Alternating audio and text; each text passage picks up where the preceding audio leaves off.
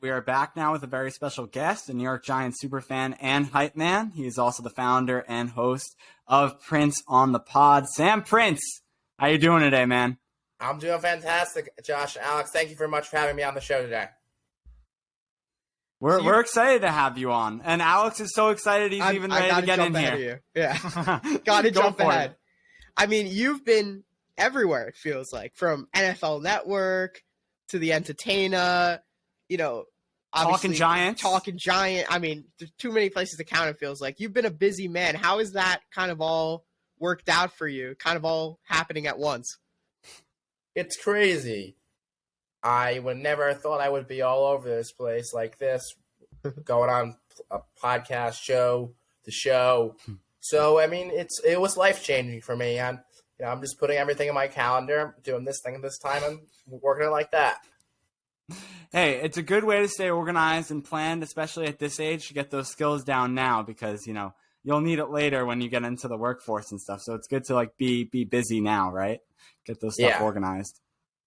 So I guess we could start out, we kind of moving up as we go along, starting from the beginning of your Giants fandom. So just get into it. I know for Alex, it was his father. For me, it was the same thing, just kind of growing up. And when we were by the age of starting to understand what the heck a football was and what the sport of football was in the NFL, they just kind of got us ingrained to be Giants fans. So what is your Giants fan origin story, really? So my grandpa has had season tickets to the New York Giants for over 50 years. I've been going to games with him for now going on 11 years. We've been going together. And coincidentally, I started following football, becoming a fanatic in 2014. So I never got to see a Giants playoff win as a fanatic. But I remember watching the 2 Super Bowls, though. I was very happy when they won, but I wasn't this super fan until they started to go on a downfall. But hopefully they'll be back on the uphill climb now. Yeah, I mean, obviously we're both a year younger than you. Well, I'm probably, I don't know. Well, Josh and I are about 8 months apart too. So I kind of remember the 2011 Super Bowl and the fact that I remember watching it, but I didn't really understand the concepts as much. I mean, I was into it a lot, but I didn't understand positions or anything like that. But it was certainly a fun time, but ever since then, it's kind of been a downturn. And I know Josh is kind of similar-ish to me, and we've kind of all of us have kind of only experienced as true crazy fans, not great results for the Giants, but hopefully that starts to change soon. And you've obviously met with some of the people who are hopefully going to make that happen.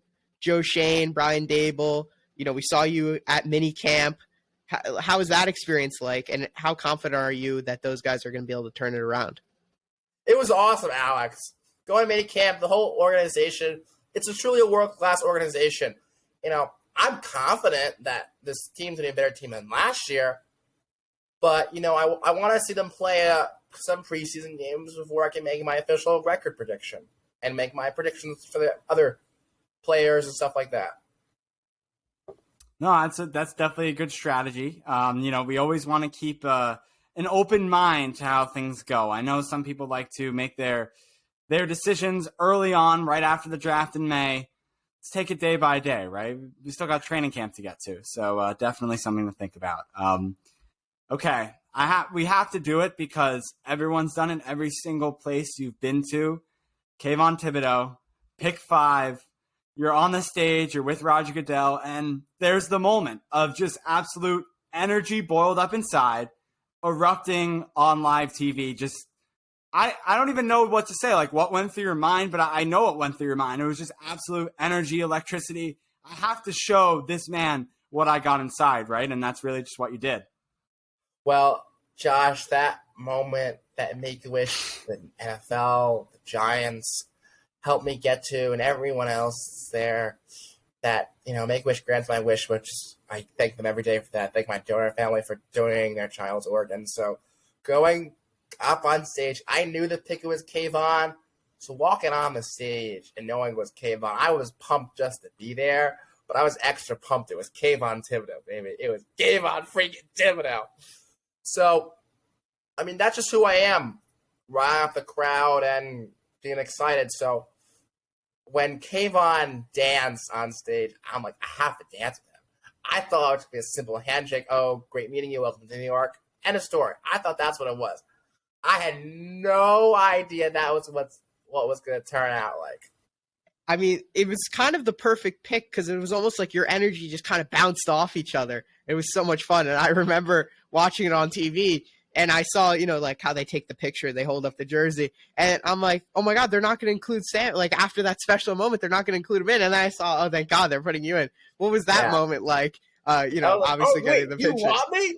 I was like, wait, you want me? So I just saw August. I didn't think I was going to be allowed to be in that photo. And Commissioner Goodell said, Sam, come in really quickly. That's awesome. That's great. That's great. I mean, I don't know what else to say. I want to know now, as like, I don't know how many people have asked you this, but I'm sure it's a few, as being a high schooler just like you.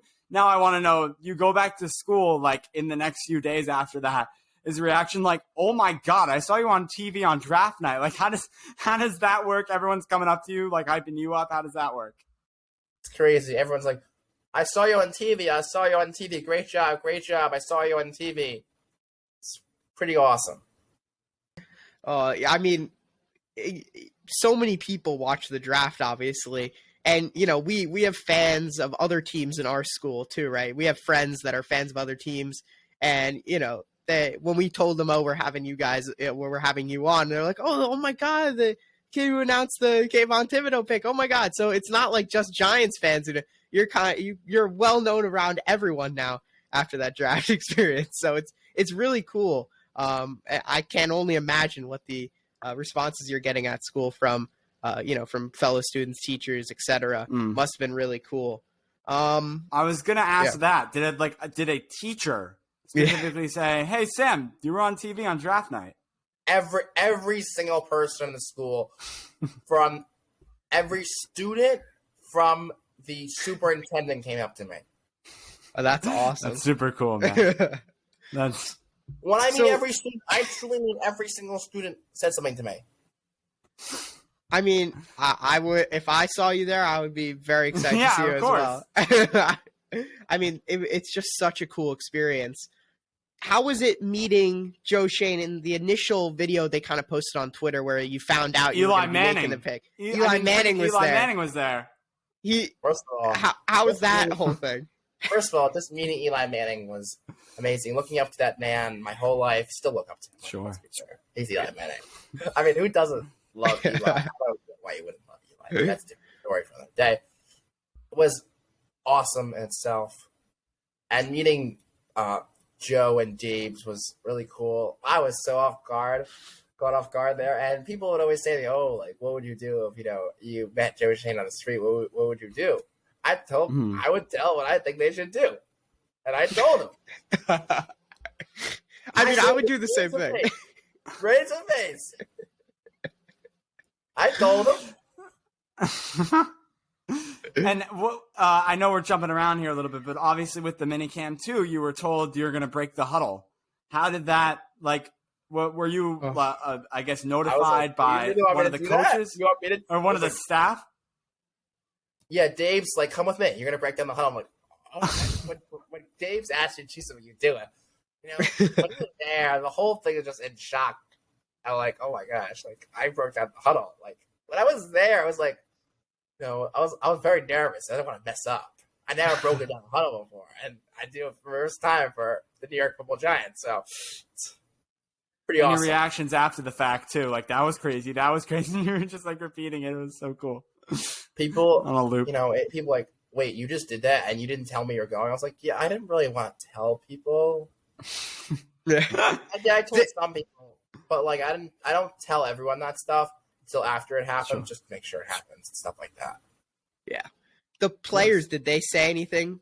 Like when you were there around, did you talk to any of them? Yeah, all the players came out to me, congratulations. It was awesome. Look, I gotta say, like, all the players were awesome. Sterling was awesome. Saquon was awesome. Everyone was awesome. There's no person that, like, no, they were all so cool. One of the practice squad players, Travis Toldrum, he reached out to me and said that your energy was so contagious, which I really appreciated. I really like him a lot. He's a great guy. It's so nice. That's And really these nice. players, we think on TV they're just football players, but they're humans too. So I had conversations about So true. a lot of things. Yeah. Yeah, like that's always something you think of because you're like, trade this guy or cut him. He made, Darius Slayton. We've talked about it on this podcast. We know he had that drop wide open in the end zone, and it's like everyone's like, cut him. It's like this guy's a human being. This guy's a person. Yeah. Yeah. My perspective on the trading and cutting has really changed after meeting all these guys. But I don't know. Who knows if Darius Slayton's going to be on the team? I have no idea. I mean, it's really tough, right? It's tough because you are such a huge fan of the team, but then you're kind of making these personal connections with the players, and it's like, oh my God, they're so nice in person, but are they doing good enough on the field for this team to be successful? Is that a tough balance to strike? Yeah, sometimes because I want what's best for the team, but there are also some players that you never know. Yeah. And also now I feel like Kayvon Thibodeaux and you're kind of, as Kayvon Thibodeaux rises through the ranks, when he becomes an all-pro, when he goes to the Pro Bowl, everyone's going to think of you and him together on that draft night stage. And hopefully one day, for the Giants' sake, he makes it into the Hall of Fame. And, hopefully you'll forever be engraved in that part of history, which is really, really cool. I guess I want to talk all the way. Yeah, just follow him all the way. When he One thing we forgot one thing, Alex. What did I forget? Well, yes, obviously get a Super Bowl ring. Yeah. Hopefully they'll ship you out one too. Maybe like a slightly smaller one or something that you can maybe. Yeah, but let's get the ring first, and then we'll talk about those logistics. Yeah, we'll talk about that after. Gotta knock on wood for that. Yeah. So you went on NFL Network, which is pretty cool as well. Obviously, 2 times. You we know have a dream of being a sports broadcaster in the future, and I think you're on a great track to do so, obviously, with everything you've done in the past few months. How was that experience, like hosting the show, being around those guys? Because they're almost the same kind of stars as some of the players. You got Peter Schrager, etc. It's crazy being around those guys too. Yeah, being invited on draft coverage day 3 with Rich Eisen, Charles Davis, Peter Schrager, and Daniel Jeremiah was almost a dream into itself. And when Rich said that you want to become a sports broadcaster, I was like, yeah. I would like to anchor the rest of the segment. I was like, yeah, who doesn't want to do that? I went down the line and asked my questions. I thought of them on the cusp. I was like, oh my God, I just did that moment. OMG. Wow. And then Good Morning Football invites me on. And I'm like, after that, I'm like, oh my God, I just did that. Crazy. And that's that's in the heart of New York City, going up there, getting to the studio, and just being able to do that. The cameras, the lights. Does it ever, sure, I think going up and doing a class presentation with 30 kids in my class is a little bit scary. With all those cameras and lights, does it ever get to your head? I mean, especially on draft night, or you tone it out. On draft stage, I'm like, wait, this is actually here. There's a lot of people in the crowd while I was heading. Like, now I gotta do this. I'm here. I can't back out now. I mean, I get nervous too. I mean, I get stage fright. I couldn't even imagine doing that. But then I guess also the adrenaline of excitement. You knew Kayvon was the pick. It was like, okay, who cares anymore? Let's just go out there and yell the pick. It'll be fine. Yeah, I wasn't quite sure whether I was going to find it on stage or not because, I mean, that's just so cool in itself, announcing Kayvon Thibodeaux or just announcing a pick. I got to practice his name with Commissioner Goodell. I practiced his name before everyone's name who could have got drafted in the first round with a 5th overall pick with everyone just after I found out to make sure I wasn't making any dumb mistakes on stage.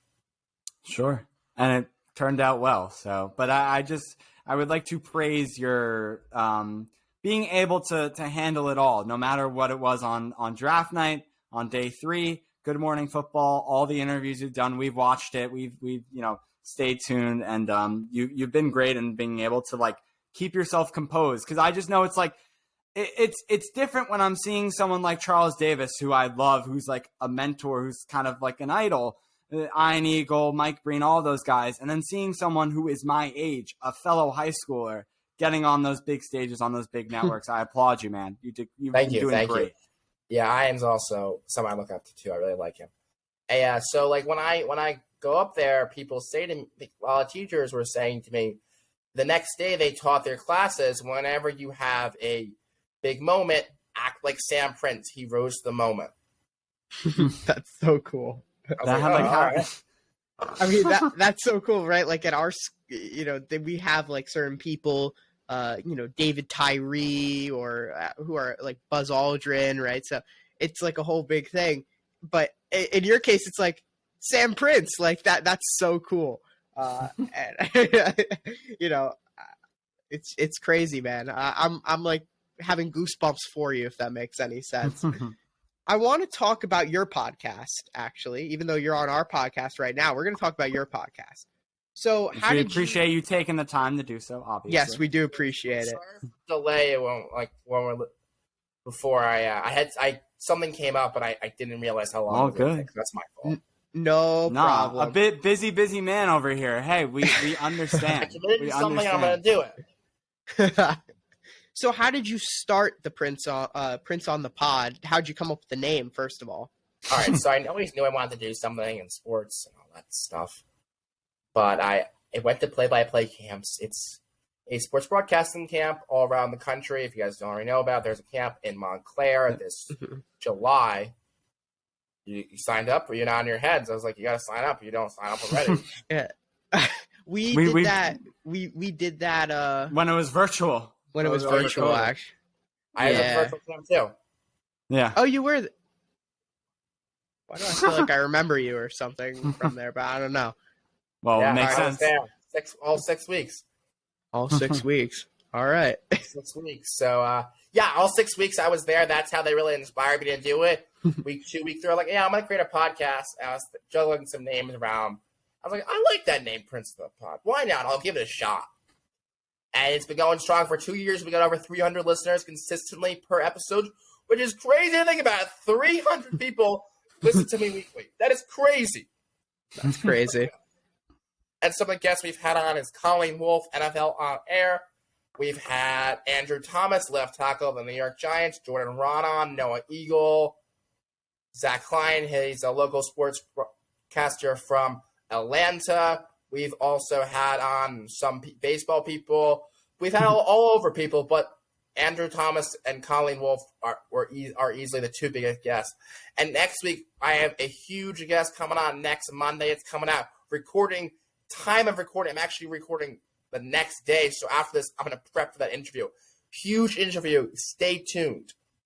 Ooh, that's exciting. Okay. I don't want to pressure you. Do we... No name drop. All right. You don't have to do it. Do you want it? Josh wants a name drop, clearly. Don't do it. Don't do it if you don't want to do it. I'm not going to give a name drop, but if you would like a clue, I might give you a clue. Okay. Do you want to? What's the clue? What's the question? You got one question each. One question, Josh. One question each. Yeah, one question. Okay. I'll be can you answer? Can you answer the sport of the guest? Yes. Okay. That's your question. What's the yes? It's yes or no question only. Just ask a question, yes or no question, and then I'll ask one. Okay. Well, I'm gonna just stay in like the last two guesses have been Colleen Wolfe and Andrew Thomas, so I'm gonna say, is the guest another football related guest? Yes. Okay. Okay, it's a big guest. Alex Colleen is a big. Awesome. Okay. Andrew's awesome. Yeah. I think I know. I feel like I'll talk about it off air with you, maybe. But off air with me. I feel like I know who it is, but I'm not gonna say give a name to it. Okay, so if you get it, I will give it to you. I promise. Alex. On air. On air. I want to see if we're thinking the same person too. Is it Iron Eagle? No. Oh, that was close. Okay. I love Iron Eagle. Alex, you blew it. Nope, you blew it. You blew it. You blew it. No, you blew it. You blew it. That was because okay. well, here's why. Because I think Josh mentioned Iron Eagle or something, and you went, yeah. Like and I you thought said he's an idol. Well, I because love Iron Eagle's the best. I get it. But like I for some reason. No one went to my high school. We're friends. Oh, that's my God. awesome. That's so sick. Yeah. Okay. Super cool. All right. Well, we failed that, so we'll fail you got everyone. Will just have to wait and find out. Yeah, stay tuned. Prince on the pod. Subscribe. I do want to talk about your interview with Andrew Thomas. How did that come about? So in 2020, I was supposed to announce the first round pick for the New York Giants. Obviously, that did not happen, sadly. And Make-A-Wish called me up. They said, Andrew Thomas wants to meet you. He heard about me. So we had a little 20 to 30-minute Zoom call, and we talked, and we stayed in touch. And I said after the draft, I'm like, I'm going to ask Andrew on my podcast. And right away, he responded to me, of course. That's so cool. And we did it for about 30 minutes. It was awesome. Super humble guy, and definitely like he's focused on the game, focused on improving, focused on himself, and that's really all you want to see from one of your top, if not best, offensive linemen on the team. Last year, he was the best offensive lineman on the team. Obviously. Well, I mean, he's a great player. Seems like a really humble, down to the earth very guy. Yeah. Down to earth, humble man. I love him. So you've had great guests on already. Are there anyone else that you're like, I really want to have this person or that person on soon? Because I know Josh and I for our pod, right? We were always talking like, oh my God, imagine if we had this person. Imagine if we were to happen like at this. Imagine if Pat McAfee would come. You sound like Josh. Josh always sometimes says that. I feel like I don't know. Sometimes. I say everyone. I say Rich Eisen. Yeah. I say everyone. I say Patrick Mahomes a lot. I love Patrick Mahomes. I say a lot of Giants, but we'll see what happens. I got some big things coming this summer. Some guests I can't reveal yet. That's exciting. There'll be no 20 questions for those guests. No 20. All right, we've used up all our questions. Yeah, it's over at this point. I just shouldn't have to stay tuned. But I want to ask. So then, is Patrick Mahomes your favorite non-Giants player?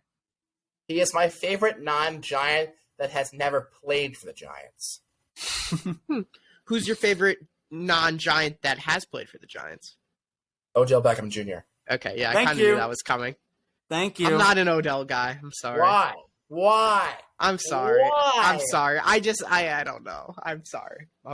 Why? I know it's disappointing. He didn't like his attitude off the field, but honestly, Alex, I'm like an old He played amazing on the field, and I have no idea why he thinks it. Sam, Alex, please change his mind. Thank you. Okay, well, Alex, he backed it up.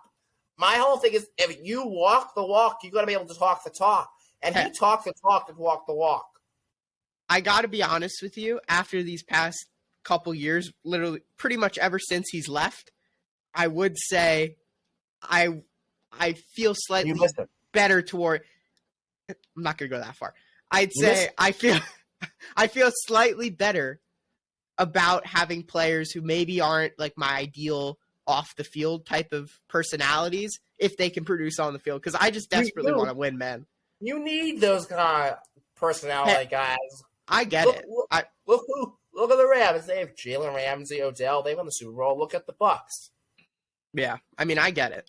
You can have complicated personalities. I get it. So I think I'm slowly starting to change my mind. Nowadays, they just like to talk a lot, which is all yeah. I know. Odell wants to win. There's none of this stuff or, oh, no, he just does it for the money. No, he wants to win. Yeah. And I also don't think I could really, as a Nets fan, we have some interesting personalities on that team, so I don't know what I'm really talking about there. Are you a Nets fan, too? You a Nets fan? Nets. Of course. You're a Nets? Let's go Nets. Let's go Nets. See, there you go. And baseball? Yeah, Josh, I have been a Nets fan since they've been in New Jersey, played at the Izod Center, okay? I will forever be a Nets fan. Yes, they will always be my number one basketball team. I'm going to guess. I know we have Ben Simmons, we have Kyrie Irving, we have Kevin Durant. You know what? We're gonna pull it together. You know what? We're gonna shock the world next year. I think so too. 2 years, no results. Super team. What? Sorry. Did Knicks fans end up win a playoff series? How many playoff series did the Nets win this season? How many did they win? They won one last year. Yeah, we're talking about this is the 2 year span you're talking about. In this 2 year span, I'm sorry, 2.5. Let's say 3 years in this. You said that the Knicks were going to have Zion Williamson, Kyrie Irving, don't and even Durant, and then they pretend like they never wanted them. Now you don't want them when you were literally putting on Twitter, I can't wait till Kevin Durant is a Knick. Kevin Durant just bought a home in New York. That means he's a Knick. And you guys are, oh my gosh, Kevin Durant is the top 3 basketball player in the world. And you're putting him out like he's a piece of trash. Look, you want him. You're making fun of Kyrie Irving. You want him on your team. Knicks fans make fun of Zion Williamson. You want the Zion Williamson. No extra comments needed. Are you Are you a baseball fan? I'm not Yankees. a baseball fan. Josh is a baseball fan. You're Yankees. I don't get why you wouldn't root for the Yankees. Yeah. Okay. And you met Aaron Boone the other day too. Yeah, I did get to meet and interview Coach Boone. That was incredible. You interviewed him as well? That's awesome. Yeah. Super cool. Yeah, that's crazy. Never gotten into baseball. Did you just ignore him. I'm just gonna cut straight to the Aaron Boone talk. Did you talk to him more about his playing or coaching career? We talked a little bit of both. Okay. I know we weren't. Boone only played for the Yankees for about 54 games, if I believe. He played. Really, his most famous moment was obviously the 03 walk-off home run against the Red Sox. But really, he played a lot with the Indians. So, he wasn't really known for the player as a Yankee his whole career. Mm-hmm. Yeah, I just find it interesting because I don't know how you focus on something like that when when you're interviewing him. It's like, well, he played a good amount of years ago. Do I talk about the team that's the first in the MLB right now? How do I manage that? How do I balance everything? So I just wanted to know. It was a lot. I was very nervous for that interview because that's the coach of the New York Yankees. It's a one-on-one. And he was right there with you, right? That's face-to-face interview. Face-to-face, in person. And a lot of people were watching me. I had 5-10 minutes, and I prepared some questions about Make-A-Wish and how really it's impacted his life and how amazing it is. And obviously, we talk about the team. Can't miss that. And hockey? I don't know. I'm just going through what your fandom is. And, you guys, what are you guys? Not a hockey fan. Not but a Josh hockey. is. He's weird. I'm boring. I follow all the major sports. So, you can talk to me about that. Ranger, Alex, leave him out. He's an Islanders fan. You're neither. Oh, my God. Why an Islanders? Why? My dad is from Long Island. Okay, that's fair. Yeah. So, hockey is not a huge sport. I love watching it, though. Mm-hmm. So, I know this is really, I shouldn't say this. I'm a Rangers fan, but I used to go to Devils games because, one of our friends used to get tickets. So I'll root for the Devils, but I am a Rangers fan. Okay. I know I shouldn't say that, but I do. The Devils are my second favorite. So when they aren't playing, I root for the Devils, but Rangers are my number one. Yeah, see that's the thing about getting into a new sport too. I feel like if I were to watch, I don't think I could ever get into baseball. I'm sorry. I don't get how you can. When people say they can't get into baseball, I get it. I do get it, but I don't know. I said that about hockey and I got into it, so they'll just see. Yeah. I can't listen. I give up. I've given up a long time ago. It sucks. Yeah, he tried getting me into it. So are you just one-dimensional? You're two-dimensional with basketball and football, right? Football, basketball, and I'm a big soccer fan. Huge soccer fan. For soccer? I can see you're a Chelsea fan. Chelsea fan, yeah. Big Chelsea fan. I don't have a team. You don't have a team? I don't have a team, but I hate Okay. Liverpool. That's fair. Good. I also hate Liverpool, so we're getting somewhere there. The reason why I hate Liverpool is this is how psychotic of a Yankee fan I am. When I say I am crazy fandom, I mean really crazy. I hate the Boston Red Sox so much. Anything that they own, I will hate. They own the Reds. They own Liverpool FC. Will not root for them. Hate them. Despise them. Don't really watch soccer, but I just root against Liverpool. Hey, that's They fair. own the Penguins now. Despise the Penguins. Will not root for the Penguins. That means, because in my mind, I am supporting the Boston Red Sox. I mean, in a way you are, so I respect that. I guess here to wrap it up, we have one final question. We're kind of going to move back to the Giants here. What are your expectations for this season? I know you said you're not going to give your, record prediction, right, till preseason. That's fair. I wouldn't give my record prediction either if I didn't have to, I feel like. Kind of feel obligated to on this podcast, so I kind of do sometimes. But Is what that do you... a shade? Is that throwing shade? No shade. What I would say, no shade. So what would you say your expectations are? No need for record prediction, just expectations. Just lay it out there. Culture change and progress. What I mean by progress, it's a product on the field that people want to watch. And I'm not trying to take words out of Joe Judge's mind, or because we're not talking about Joe Judge. We don't talk about Joe Judge on this podcast. We do not talk about Joe Judge. I'm sorry, we don't, because I can't stand Joe Judge as a coach. Human being, pretty nice guy. Never got to meet him. But I think this is going to be an offensive. I think we're going to be able to watch the Giants without saying, oh my gosh, that's the football team we root for. I never said that, but a lot of people say, oh my gosh, that's the football team we root for. We can't say that anymore. We're not saying that anymore. We're like, that's the football team we root for, baby. Let's go. Giant superfan, founder and host of Prince on the Pod. Sam, thanks so much for coming on today, man. Really, really appreciate it. Of course, Alex. Thank you, Josh, for having me on the Giant Take.